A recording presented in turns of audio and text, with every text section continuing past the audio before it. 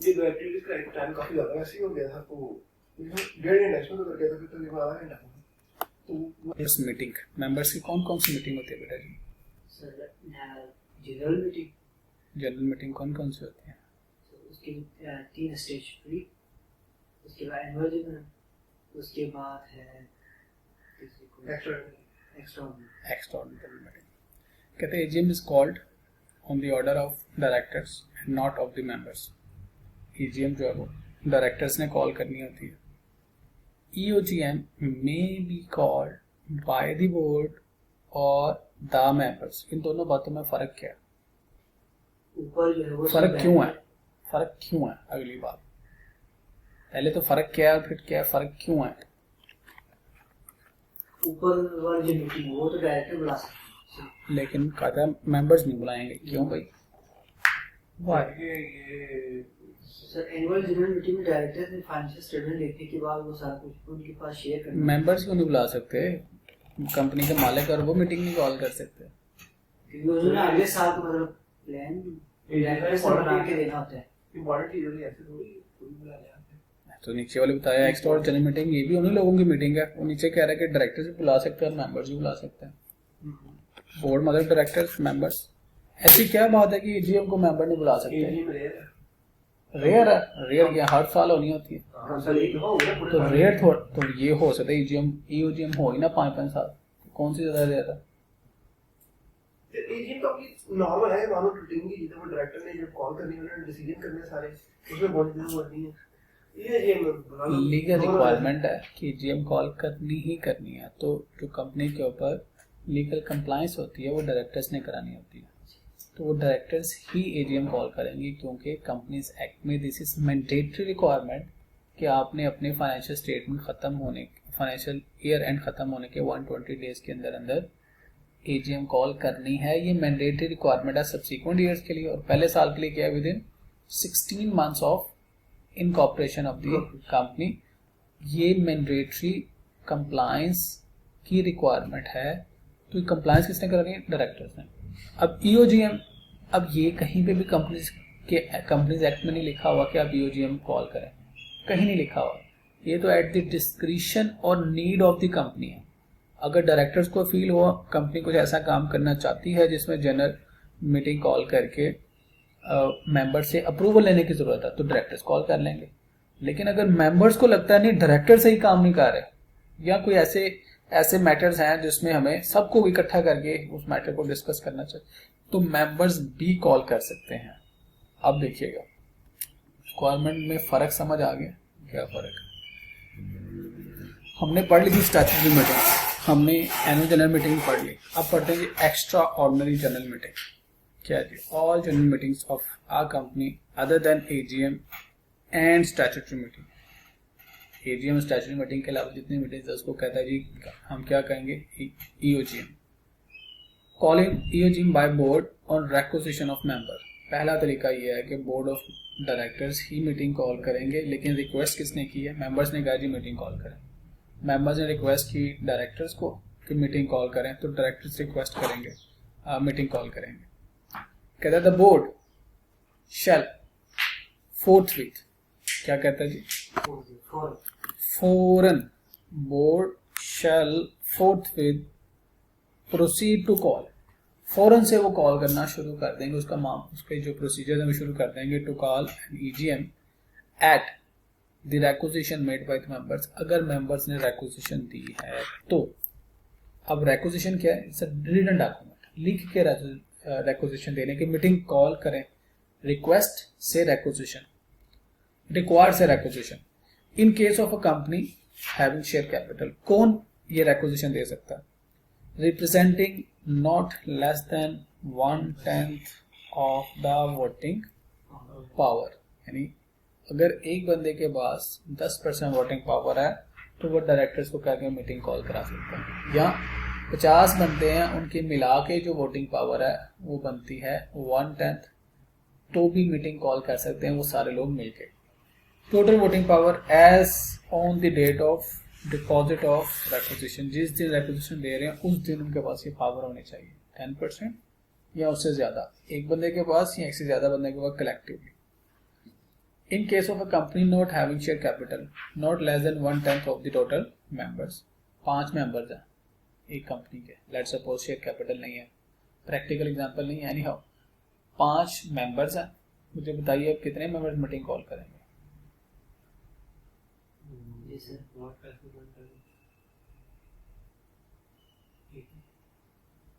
एक मेंबर 1/10 तो बनता है 0.05 0.5, एक और आधा बंदा बनता, तो आधा बंदा कॉल करेगा, एक कर देता है, मतलब एक नॉट लेस देन 1, यानी एक बंदे से कम नहीं होगा फिर, तो एक बंदा मीटिंग कॉल कर सकता है। अगर शेयर कैपिटल नहीं है तो 1/10 of the total members. Okay, 100 में से 10 yes, the requisition shall state the objective, उसमें ऑब्जेक्टिव होनी चाहिए, जो मेंबर्स मीटिंग कॉल करना चाहते हैं वो डायरेक्टर्स को ऑब्जेक्टिव बताएं इन राइटिंग, क्योंकि रिकॉर्ड का हिस्सा बनना है, of the meeting by signed by requisitionist, जिन लोगों ने रिक्वेस्ट किया उन सबके ऊपर सिग्नेचर होने चाहिए, and deposited at register office, यानी व्हाट्सएप नहीं कर सकते आप, ईमेल नहीं कर सकते, जाके फिजिकली रजिस्टर ऑफिस में डिपॉजिट करानी है। तो कितनी रिक्वायरमेंट हो गई जी? ईओजीएम मेंबर्स की रिक्वेस्ट पे मेंबर्स कितने होने चाहिए? इनके पास 10% वोटिंग पावर, अगर शेयर्स नहीं है तो शेयर कैपिटल नहीं है तो 1/10 of the members. In writing करेंगे, रजिस्टर्ड ऑफिस में जमा कराएंगे और उसके ऊपर ऑब्जेक्टिव लिखेंगे और सबने साइन करना। तो ये सब बातों के लिए अलग अलग लाइंस या पॉइंट्स बनाए जा सकते, जरूरी नहीं है कि पैराग्राफ में लिखे। कहता है कॉलिंग ईजीएम बाय रिक्वेजिशनिस्ट देमसेल्फ, कहता है if board does not proceed with in 21 days, members ने बोर्ड ऑफ डायरेक्टर से कहा कि मीटिंग कॉल करें और उनके सर पे जो भी नहीं रहेगी, और इस बात को 21 दिन हो गया एक्विजिशन आए हुए, from the date of acquisition deposit to call a meeting, 21 दिन गुजर गए लेकिन डायरेक्टर्स मीटिंग कॉल नहीं कर रहे, ऐसा क्यों होगा? चोर की दारी में तिनका, हो सकता है डायरेक्टर्स की बिजाब्तियों की वजह से ही मेंबर्स मीटिंग कॉल कर रहे हैं और डायरेक्टर्स उसको डिले कर रहे हो, कहते हैं हमने नहीं मीटिंग कॉल करनी, 21 दिन तक वेट करें, उसके बाद क्या करें? द रिक्वेजिशनिस्ट यानी members may themselves call the meeting, खुद से मीटिंग कॉल कर सकते जी। पिछले में 1/10 क्या बात की कि जो 100 हमने अपन 10 जो हो वो मीटिंग को आए, तो मेरे 20% मेरे पास है शेयर, मैंने बुला ली मीटिंग में, मिनिमम 10% का होगा। 10 लोग हैं कहाँ पे? वो तो उस कंपनी में जाते रहो शेयर कैपिटल जिसमें शेयर कैपिटल नहीं है, मतलब में 1/10 of the voting power of the date of deposit of requisition in case of company having share capital, और अगर not having share capital, capital है ही नहीं तो 10% किसका लेंगे? तो फिर हेड काउंट का 10% है। अच्छा जी, मीटिंग कॉल नहीं की उन्होंने, 21 दिन गुजर गए, डायरेक्टर्स नहीं कॉल कर रहे मीटिंग, तो मेंबर्स खुद मीटिंग कॉल करने लगे, उसका तरीका देखें। But in either case any meeting so called shall be held within 90 days from the date of deposit of requisition, यानी 21 दिन गुजर गए तो मीटिंग करने के लिए कितने दिन बाकी बचे? ओह नहीं, 21 दिन गुजर गए, मेरे आपके पीछे रह गए 69 डेज रह गए। 69 डेज के अंदर अंदर मीटिंग कॉल होनी है। जिस दिन रिक्वेजिशन सबमिट की 21 दिन तक इंतजार करें, 21 दिन के इंतजार के बाद खुद वो प्रोसीड करेंगे, लेकिन 90 दिन से लेट नहीं हो सकते। कहता है on the date of deposit acquisition any meeting called by the requisitionist shall be called in the same manner. Same manner का मतलब क्या? वही 21 दिन पहले नोटिस आया, वही नोटिस के साथ वो सारे मैटर्स जाएंगे, उसी तरह से पब्लिकेशन होगी न्यूज़पेपर में, उर्दू में और इंग्लिश में, उसके साथ प्रॉक्सी फॉर्म लगेगा। जो ओरिजिनल मीटिंग का मैनर था उसी मैनर में ही ये रिक्वेजिशनिस्ट मीटिंग कॉल करेंगे। Shall be called in the same manner as nearly as possible, जितना मुमकिन हो सके, so that in which meeting so called by board, जिस तरह बोर्ड ने कॉल करनी थी आपने उसी तरीके का आगे करीब तरीन रह के अपने बजट को देखते हुए, अपने मामलों को देखते हुए मीटिंग कॉल करनी है। ठीक है जी, एक बात तो ये हो गई। हमें क्या पता चला? 21 दिन तक इंतजार करो, लेकिन 90 दिन के अंदर अंदर मीटिंग करनी है। करनी कैसे? जैसे डायरेक्टर्स करते हैं, कहते हैं एनी रीजनेबल एक्सपेंसेस। अब ये रीजनेबल एक्सपेंसेस का मतलब क्या? मेंबर्स ने मीटिंग कॉल कर दी थी, हमें यूके में मीटिंग करनी है, और जो मीटिंग एक्सपेंस है वो कंपनी ने कहीं करना है। कहते हैं नहीं, एनी रीजनेबल, और लेकिन इसकी तो गुंजाइश भी नहीं है। अगर आपको याद हो कि मीटिंग किस जगह पे करनी है, रजिस्टर्ड ऑफिस के वाली सिटी में, उसके करीब तरीन शहर में। Any reasonable expenses incurred by requisitionist in calling a meeting shall be reimbursed, वापस दिए जाएंगे, वापस दिया जाएगा to the requisitionist by the company, and the sum so paid shall be deducted from any fee or other remuneration किसकी, of the directors जिन्होंने meeting call नहीं की। Directors are personally liable. अगर वो मीटिंग कॉल नहीं करते तो उनको सजा दी जा रही है कि आपको जब मेंबर्स ने कहा है मीटिंग कॉल करें तो आप कॉल करें। लॉ ने लिखा हुआ है कि फोर्थ विथ कॉल करनी है, और अगर ये नहीं कर रहे और मेंबर्स ने खुद कॉल कर दी, जितना भी खर्चा आया डायरेक्टर्स की रेमुनरेशन सैलरी से काट। मजा आया ना? आपकी मर्जी, आपकी मर्जी, जरूरत है। अगर बेटा जी कोई ऐसा कंपनी ने फैसला करना है, कोई ऐसे स्टेप्स लेने, ऐसी रिक्वायरमेंट आ गई है जिस काम को करने के लिए मेंबर्स की परमिशन लेना जरूरी है, जैसे कंपनी ने एसेट डिस्पोज ऑफ करने हैं, कंपनी ने कर्जा लेना है, ये जो ऐसी और एक खास लिमिट से ज्यादा लेना है जो डायरेक्टर्स की पावर से बियॉन्ड है, तो आपको क्या करना है? मीटिंग कॉल करनी है। किसी से पैसे लेने वाले थे, डेटर है, उसको राइट ऑफ करना है, मीटिंग कॉल करनी। तो कुछ पावर डायरेक्टर्स के पास हैं, कुछ पावर डायरेक्टर्स के पास नहीं है। जो डायरेक्टर्स के पास पावर्स नहीं है वो फिर मेंबर से पूछ के उनकी रेजोल्यूशन पास करा के एग्जीक्यूट किया जाता है। तो बियॉन्ड डायरेक्टर्स पावर मेंबर्स की एब्सोल्यूट पावर होगी। तो समझ आ गया जी? आगे चलते हैं। Notice of EOGM. The notice of EGM is required to be signed to the member at least 21 days before the meeting, similarly as the notice of AGM. However, in case of unlisted company, अब ये unlisted company के बारे में कह रहा है, if all the members entitled to attend the vote at the AGM so agree, बिल्कुल वैसे ही जैसे AGM में था, अगर सारे एग्री करते हैं जी 21 दिन का नोटिस की जरूरत नहीं है, तो meeting may be held at a shorter notice period. अगर इस तरह का केस हो, आप लेट्स सपोज कंपनी सेक्रेटरी, अच्छी पोजीशन होती है वैसे कंपनी सेक्रेटरी हैं, मीटिंग इमीडिएटली कॉल करना चाहते हैं, तो तमाम मेंबर्स को व्हाट्सएप ग्रुप बना के पूछा जी मीटिंग कॉल कर लें, सब ने यस कर लिया। आपको उनसे रिटर्न एविडेंस लेना है, जिससे मीटिंग करने आएंगे उस दिन एक डॉक्यूमेंट आपने उनके सामने रखना है कि जी हम एग्री करते हैं कि शॉर्टर पीरियड में मीटिंग कॉल हो जाए, तो वो सारे उस डॉक्यूमेंट पे साइन करेंगे। That document will be the evidence कि हाँ जी हमने सबकी इजाजत से ही शॉर्टर पीरियड पे मीटिंग कॉल की है। तो कहते हैं जब सारे मेंबर्स परमिशन दे दें then you can call meeting on a shorter notice. Otherwise law कहता है 21 दिन। वाई 21 दिन?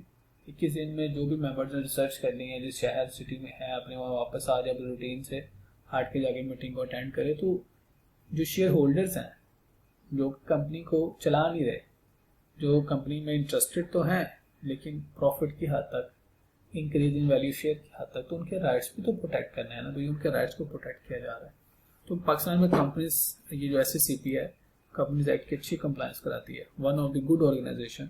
मैंने अभी तक इसमें अपनी जिंदगी में नहीं देखा कि उन्होंने कभी पैसे मांगे हो या उनको दिए हो। हाँ, ऊपर पर लेवल पे कभी कुछ चंद एक लोग करते हो तो आई डोंट नो, लेकिन FBR में when ever I go, parking वाले से लेके जिसको भी जाके मिले, एवरीवन ट्राई कि देखो बटवा खाली करा जाए, और एवरीवन एक्सपेक्ट किया आए नहीं साढ़े ऐसा कुछ लेके आए होंगे। एक दफ़ा ऐसा हुआ कि टैक्स डिपार्टमेंट में जाने का इत्तेफाक हुआ, नोटिस आया हुआ था किसी क्लाइंट को वापस देना था, तो असिस्टेंट कमिश्नर के ऑफिस में जाना था, एंट्री करा के खैर मैं उसके ऑफिस में पहुंचा, तो उसको मैंने कहा जी ये नोटिस आया था, ये उसका रिप्लाई है। कहते कहाँ से आए हो?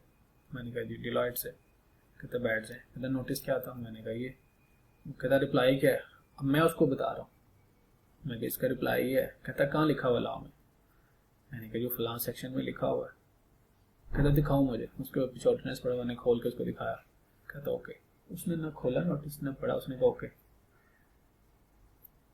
कहते लॉ में है, ठीक है जाए। लेकिन अगर मेरी जगह, मेरी फॉर्म की जगह कोई और जाता, लॉ में ना भी होता, तो आपने लिफाफे में एक नोट रख के उसको देना था नोटिस कैंसिल। जब भी उन्होंने पैसे कमाने होते हैं, अनफॉर्चुनेट मैं अपने टैक्स डिपार्टमेंट की बात कर रहा हूँ, उनके पास बेतहाशा लोग, कंप्लाइंस तो यहाँ पे होती नहीं है, वो नोटिस इशू करते हैं, लोग आते हैं, वो नोटिस अपना कैंसिल कर लेते हैं, there is no record of the notice, cancel notice. Although FBR online आपको नोटिस सर्व करता है। मुझे आया हुआ इनकम टैक्स रिटर्न का नोटिस 30 सितंबर थी, नहीं अप्लाई की, नहीं मैंने फाइल की, अब एक्सटेंशन है 31 अक्टूबर तक करनी है, 30 अक्टूबर तक करनी है, तो कर दूंगा, कल परसों बैठूंगा फाइल कर दूंगा, मैंने फाइनेंशियल सारे बना लिए हुए, लेकिन अब मुझे सॉफ्ट में नोटिस आया, उसी नोटिस को खोलूंगा, उसमें जाकर फाइल कर दूंगा। तो सिस्टम मौजूद है लेकिन उसके अंदर वायलेशन भी मौजूद है। तो जितना ज़्यादा पैसे चाहिए होते उतना बड़ा नोटिस देते हैं, क्योंकि लोगों ने कंप्लाइंस तो की नहीं होती, रेयरली कोई कंपनीज होती हैं जिन्होंने कंप्लाइंस की हो। एनी हाउ, तो जिसने कंप्लाइंस की हो या जो टैक्स कंसल्टेंट तगड़ा हो, वो जाकर नोटिस का जवाब देता है, अपनी लॉजिक से जवाब देता है। वो जब आपसे पूछते हैं ना आप किस लॉ चैम्बर से आए हो, वकील ही जाते हैं ज़्यादातर, या चार्टर्ड अकाउंटेंट जाते हैं। आम बंदा जाए तो बेचारा परेशान बंदा, वो तो पैसे दे के अपनी जान छुड़ाएगा, क्योंकि उसको लॉ का पता ही नहीं। जिसको लॉ का पता वो खुद बताता है, भाई ये लिखा, भाई इसका जवाब है, क्यों लिखा आपने, नोटिस से गलत है, तो वो खत्म कर देता है। एनी हाउ, लेकिन एससीसीपी में व्हेन एवर आई गो, जब भी मैं गया हूँ, ना कभी किसी ने एक्सपेक्ट किया कि पैसे लेने आ रहे हैं। फॉर्म जमा कराते थे पहले, तो फिजिकल होता था सब कुछ, फॉर्म ए, फॉर्म 29 लेने जाना है, फाइनेंशियल जमा कराने जाने हैं, कुछ कॉपीज लेने जाना है। दे नेवर एक्सपेक्ट कि यार ये आया तो हम पैसे दे के जाएंगे। तो दोनों एंटिटीज में ह्यूज डिफरेंस। एनी हाउ, तो this department is good as far as my experience is concerned. बाकी लोगों का एक्सपीरियंस मुख्तलिफ हो, तो I can not say anything. Any how, power of SCCP to call a meeting, कहता है जी the commission has power, commission कौन है, SCCP, to call general meeting of a company in case of default in conducting AGM और statutory। दो meetings है ना compliance में, कौन कौन सी AGM करनी है और स्टैट्यूटरी नहीं कर रहे, तो कमीशन अब अपनी पावर एक्सरसाइज करेगा कि करे, तो जबरदस्ती करा सकता है, कमीशन को पावर दी गई है लॉ के अंदर। The director did not proceed to call an AGM on requisition of the member, requisition दी मेंबर्स ने, डायरेक्टर्स मीटिंग नहीं कॉल कर रहे, तो भी कमीशन कह सकते हैं आओ भाई करो जरा कॉल, मीटिंग क्यों नहीं कर रहे। The commission may give such directions in relation to calling, holding, conducting of meeting and preparation of any documents required. कहता है वो कोई भी डायरेक्शन चाहे दे सकते जो उसको मुनासिब लगे, उसके पास अनलिमिटेड पावर है जी। कमीशन 120 डेज के बाद ऑर्डर देना, पहले भी दे सकता है, तब तो उनकी बात गुंजाइश है क्या। एजीएम की बात कर रहे हैं, हाँ एजीएम नहीं कंडक्ट की, अगर ये देखिए ना of the meeting in case of default in conducting AGM. अब 120 दिन में मीटिंग होनी है, उससे 21 दिन पहले नोटिस आना, नोटिस ही नहीं आया हुआ, अगर नोटिस ही नहीं आया हुआ इसका मतलब है कि पॉसिबल ही नहीं है कंडक्ट करना, तो हाँ तो डिफॉल्ट तो हो गया, तो डिफॉल्ट हो गया, मीटिंग कॉल करें। quorum, cost and penalty. SCCP may include in directions that one member of the company present in personal proxy shall be deemed to constitute a quorum या constitute a meeting। हमने पढ़ा था quorum of meeting क्या है, आज ये जिसने बताया, लिस्टेड कंपनी है तो मिनिमम 10 बंदे प्रेजेंट पर्सन और वीडियो लिंक, अदर कंपनी में 2 बंदे, तो ये क्या कह सकता है, कहता है एक बंदा भी आ गया तो ये मीटिंग का quorum है, दे आर हैविंग पावर। कहता है any meeting so conducted shall for all purpose be deemed to have been a meeting of the company duly called, held, conducted and all expense of such meeting shall be paid by the company unless directors commission direct the same to be recover from the officer of the company. कहता है जिस भी manner में call की गई, जो भी direction दी गई, समझा यही जाएगा कि ये ड्यूली कंडक्टेड हुई है, एज पर लॉ कंडक्ट हुई है, तो खर्चा वो चाहे कंपनी से रिकवर करे या किसी ऑफिसर से रिकवर करे, ये भी कमीशन हुआ पावर है। If any person make default in holding meeting of the company call the commission in complying with the level of commission shall be liable for the penalty और level 3 on the standard scale. सिर्फ इतना लिखना काफी है कि उसको penalties हो सकती है। अब आते हैं service of document and notice. All document और information may be served on the company और एनी ऑफ इट्स ऑफिसर। कहाँ पे एससीसीपी कहाँ डॉक्यूमेंट सर्व करेगा, उसके रजिस्टर्ड ऑफिस में, अगेंस्ट एन एक्नॉलेजमेंट, उससे रिसीविंग लेके आएंगे बाय अ पोस्ट और कोरियर, कोरियर कर दिया तो वो कोरियर की रसीद ही काफ़ी है। थ्रू इलेक्ट्रॉनिक मील्स, ईमेल्स भी की जा सकती है। मुझे अब SCCP से ईमेल आती है, जब किसी कंपनी को रजिस्टर करना हो, कोई डेफिशिएंसी रह जाए तो डायरेक्टली ईमेल आती है। ईमेल आ गई मेरे ईमेल आईडी पे जो मैंने दिया, इसका मतलब है उनकी कम्युनिकेशन होगी, डॉक्यूमेंट पहुंच गया। सारा काम ऑनलाइन होता है। मोस्ट ऑफ द काम। किसी दिन मुझे याद करेगा, मैं आपको SCCP में ना उसका पोर्टल खोल के दिखाऊंगा। जिन कंपनीज में मैं डायरेक्टर हूँ, उन कंपनीज की सारी फाइलिंग और जो उसकी रिपोर्टिंग है वो ऑनलाइन हो जाती है। फिजिकली बहुत कम जाना होता है। जितना ही आसान करेंगे उतनी ब्राइब कम हो जाएगी, उतनी रिश्वत कम हो जाएगी। कहते हैं in any other manner, sorry जो आपकी एक्स्ट्राऑर्डिनरी है कुछ आगे जमा करनी है दूसरी मीटिंग की रिपोर्ट क्या करनी है, जाके जमा करनी है, कहाँ पे लिखा हुआ? तो यानी कि कह रहे फिजिकली जाकर उधर ऑफिस में जमा करवानी है SCCP। किधर लिखा हुआ?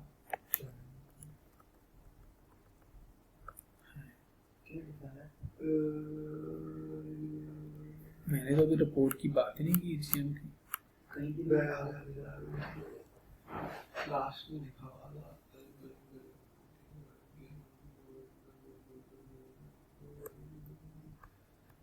चले ढूंढ के मुझे दिखाना, मैंने तो ऐसी कोई बात नहीं की। बात कोई और होनी है तो सोता होनी उठे एकदम।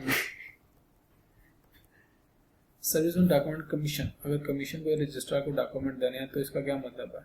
इसका मतलब है उसको जो भी डॉक्यूमेंट देके याद रखना है, उससे रिसीविंग लेके आनी है।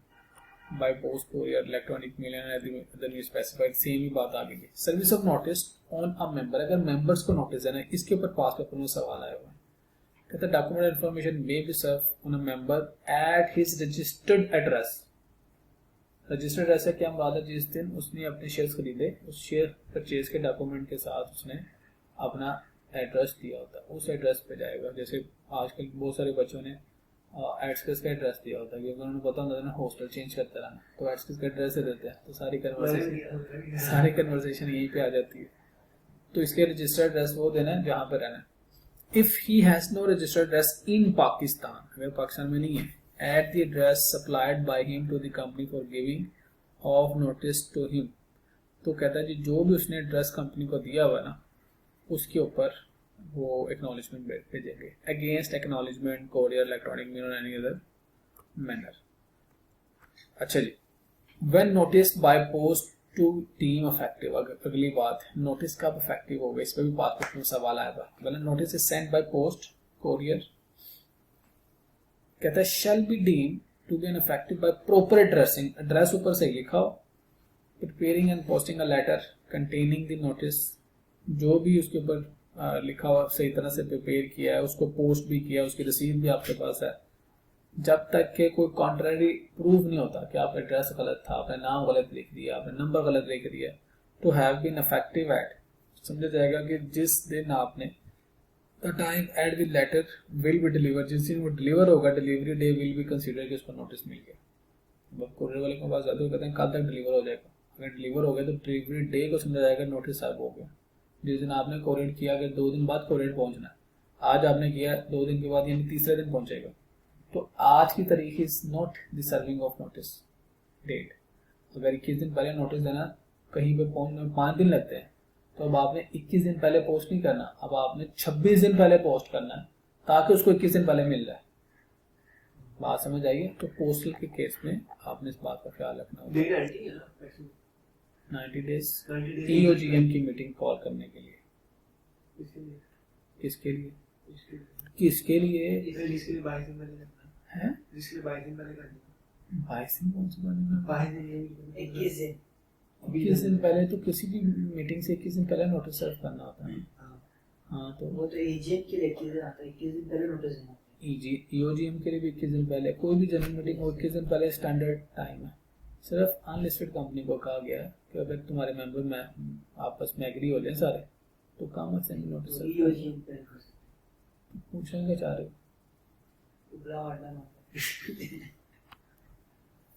Notice may be given by the company to joint holders। अच्छा जी, एक और नया कॉन्सेप्ट है, ये जरा ध्यान से सुनिएगा।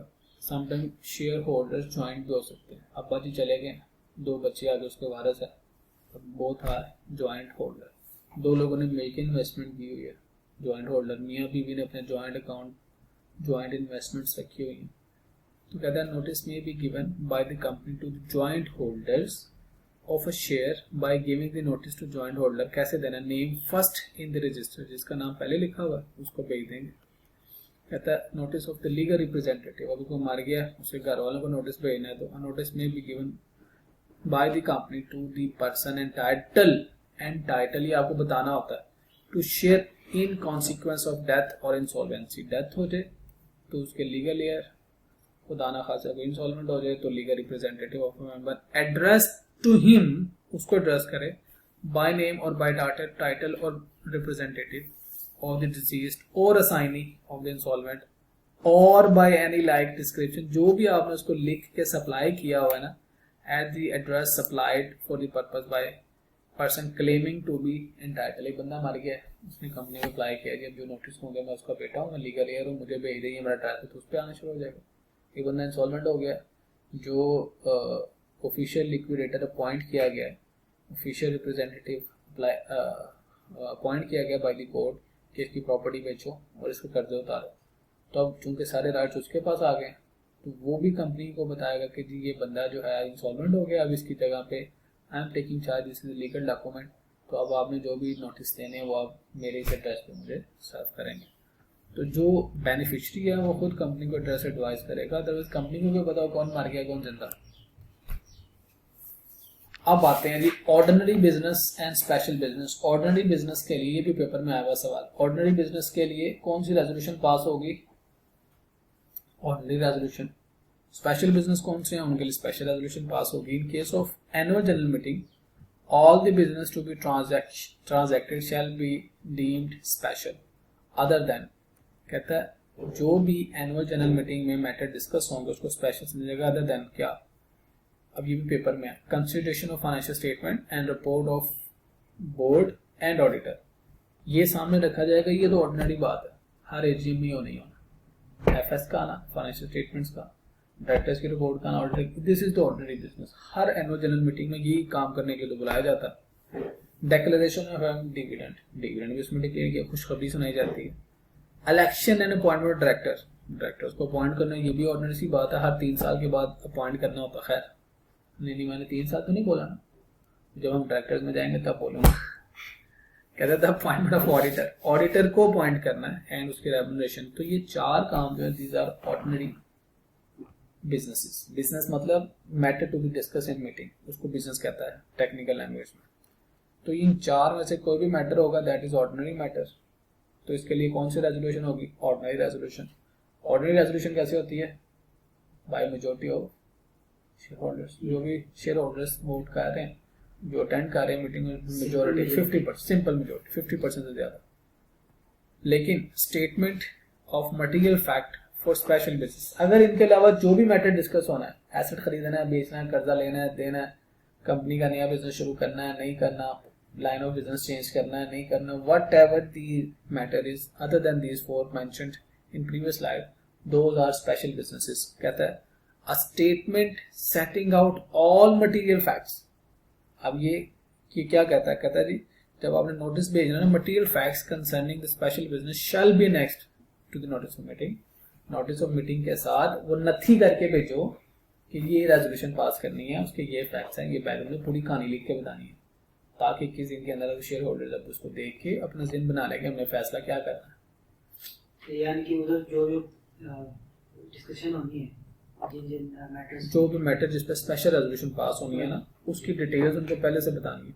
जब आप मीटिंग पे जाते हो ना एजीएम पे, आपको पता है यार फाइनेंशियल स्टेटमेंट्स आनी है। जैसे शादी पे जाते हो आपको पता है क्या होना है, मेहंदी है तो क्या होना है, हाथ पे मेहंदी लानी है, सिर पे तेल लाना, बारात है तो क्या होना है, निकाह होना है, वलीमा तो क्या होना है, जाना है, इस्लामी देनी है, तस्वीरें उठानी, वापस आए। ये तो ऑर्डिनरी सी बात है। एक्स्ट्रा ऑर्डिनरी बात क्या है? किसी टाइम पे नार चाल पड़ते हैं, किसी टाइम पे एंट्री को खास किस्म की हो जाती है। तो कहते हैं कि आपने जो ऑर्डिनरी नहीं है उसके बारे में सारी डिटेल्स पहले से बतानी।